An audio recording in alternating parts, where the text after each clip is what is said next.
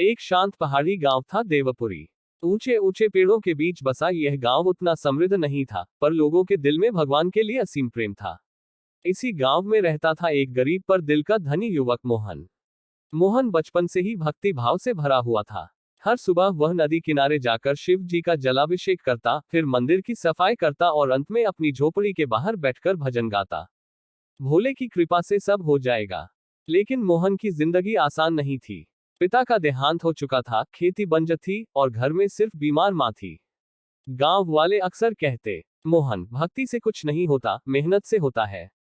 पर मोहन मुस्कुराकर बस यही जवाब देता, भक्ति मन को मजबूती देती है, बाकी सब भगवान पर छोड़ दो। एक साल ऐसा आया जब बरसात बिल्कुल नहीं हुई। खेत सूख गए, बैल मर गए और गांव में भूखमरी के हालात बन गए। मोहन की मां की बीमारी भी बढ़ गई थी। औषधि के लिए पैसे नहीं थे। उस रात मां ने धीमी आवाज में कहा, बेटा, लगता है अब ज्यादा दिन नहीं बचेंगे। यह सुनकर मोहन का दिल रो पड़ा। वह बाहर निकला, मंदिर गया और शिवलिंग के सामने सिर रखकर बोला, भोलेनाथ, मेरी मां को बचा लो। मेरे पास कुछ नहीं है, बस आप ही हो। पूरे मंदिर में सन्नाटा था। बस दिया टिमटिमा रहा था। अगली सुबह जब मोहन उठा, देखा कि मंदिर में एक अजनबी साधु बैठे हैं। उनकी आंखों में अजीब सी चमक थी। साधु बोले, बेटा, चिंता मत कर, भगवान ने तेरी पुकार सुन ली है। उन्होंने मोहन को एक पोटली दी और कहा, इसे खोलना जब मन बिल्कुल टूट जाए, इससे पहले नहीं। मोहन ने पोटली रख ली, पर बिना खोले। एक सप्ताह बाद गांव में अचानक बादल छा गए और तेज बारिश हुई। सूखे खेत खिल उठे। मोहन की मां की तबीयत भी थोड़ी ठीक होने लगी। गांव वालों ने कहा, लगता है भगवान को तेरी भक्ति पर दया आ गई। अगले महीने गांव के पास पहाड़ पर भूस्खलन हुआ। कई लोग फंस गए, जिनमें मोहन की मां भी थी।